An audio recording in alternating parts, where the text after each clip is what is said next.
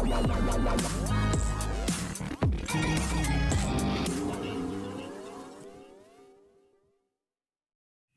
भारत पर टेलीकास्ट होने वाला टीवी सीरियल राधा कृष्ण की कहानी के आज रात के एपिसोड में दिखाया जाएगा कि श्री कृष्ण राधा को बताते हैं कि शनिदेव अब तक अपनी तपस्या में लीन थे, लेकिन अब वो अपनी मेडिटेशन से जाग चुके हैं और अब वो बहुत बड़ी मुश्किल खड़ी कर सकते हैं। शनिदेव अपनी गुफा से बाहर आते हैं जहाँ पर वो ध्यान लगा रहे होते हैं और राधा कहती हैं कि अच्छा, तो शनिदेव को इस डिवोशन के लिए, इस भक्ति के लिए भला गुफा में छुपने की क्या ज़रूरत थी, और वो कृष्ण के साथ कैसे संबंध रखते हैं। तो कृष्ण कहते हैं कि हम दोनों में एक गहरा संबंध है, और राधा को अपनी और शनिदेव की स्टोरी बताते हैं और कहते हैं कि जब मैं पैदा हुआ था तब लोग सोचते थे कि मैं मैजिक करता हूँ, मतलब मैं जादू करता हूँ, लेकिन मैं कोई जादू नहीं करता था, बल्कि शनिदेव ही थे जो मेरी मदद करते थे। और वो सारे पुराने इंसिडेंट्स रिकॉल करते हैं कि कैसे शनिदेव भगवान कृष्ण जब वो बाल रूप में थे उनकी मदद किया करते थे, और जितनी भी अच्छी चीज़ें होती थी वो सब शनिदेव की मर्जी से,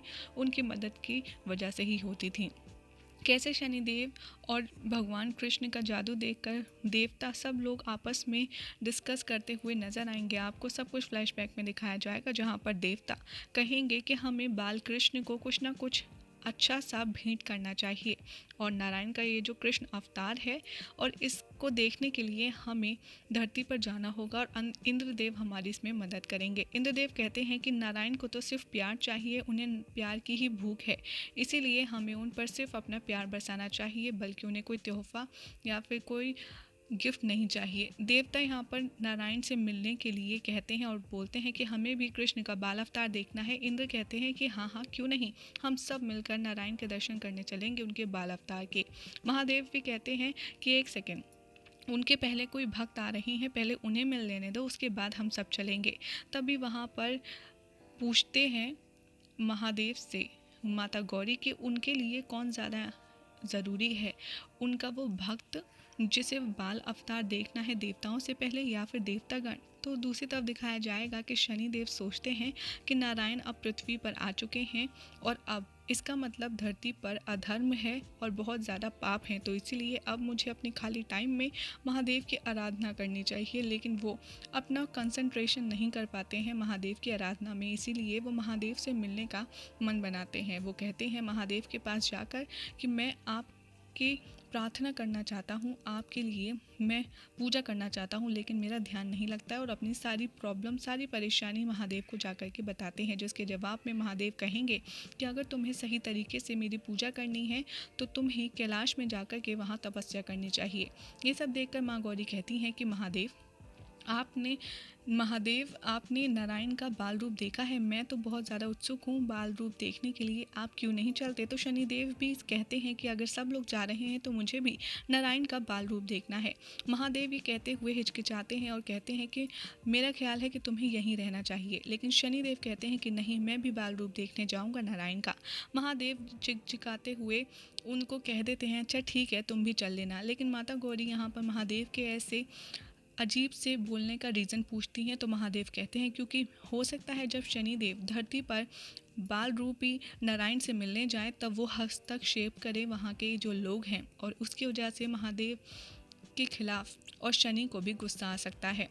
दूसरी तरफ दिखाया जाएगा कि इंद्रदेव और बाकी सारे देवतागण साधु बनकर श्री कृष्ण के बाल रूप से मिलने के लिए पृथ्वी पर अवतरित होते हैं, लेकिन उनसे पहले शनिदेव पहुंच जाते हैं और इन लोगों की बातें सुन लेते हैं, और शनिदेव उन सब की बातें सुनकर इतने ज़्यादा एक्साइटेड हो जाते हैं कि वो श्री कृष्ण का बाल रूप देखने के लिए बहुत ज़्यादा उत्सुक हो जाते हैं।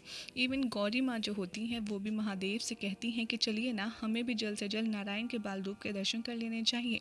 तो यहाँ पर माता गौरी सजेस्ट करती हैं शनिदेव को कि आप अपनी दृष्टि उन पर मत डालिएगा। तो शनिदेव कहते हैं कि नहीं, मैं अपनी कुदृष्टि सिर्फ बुरे लोगों पर डालता हूँ, वो तो मेरे महादेव के आराध्य हैं और श्री कृष्ण का बाल रूप है, तो मैं उनको ऐसे क्यों देखूंगा, लेकिन मुझे उनसे मिलना है, मुझे बहुत जल्दी हो रही है।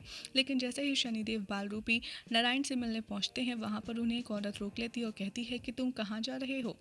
यहाँ पर शनिदेव कहते हैं कि मैं नंद जी के लड़के को देखने जा रहा हूँ। और वो औरत शनिदेव को देखती है और उन्हें दुत्कारते हुए कहती है कि तुम्हारी इतनी गंदी शक्ल है, तुम्हारी आंखें बहंगी हैं, तुम्हारी आंखें भी कितनी डरावनी हैं, तुम एक काम करो, ये लो पैसे और यहाँ से जाओ। लेकिन शनिदेव रिक्वेस्ट करते हैं उस औरत से कि मुझे प्लीज़ नारायण के बाल रूप से मिलने दीजिए। लेकिन वो औरत ज़बरदस्ती उन्हें पैसे देती है और उनके मुंह पर दरवाज़ा बंद करके उनकी इंसल्ट करती है।